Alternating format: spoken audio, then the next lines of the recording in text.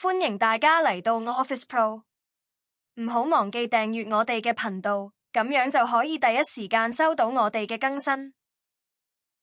Excel 一列轉成多行多列，點樣將50個由一列轉成多行多列？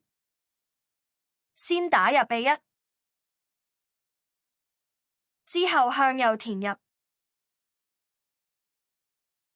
再打入 A6，繼續向右填入，選取兩行向下拉，按 Ctrl 同 H， 係尋找目標打入 A，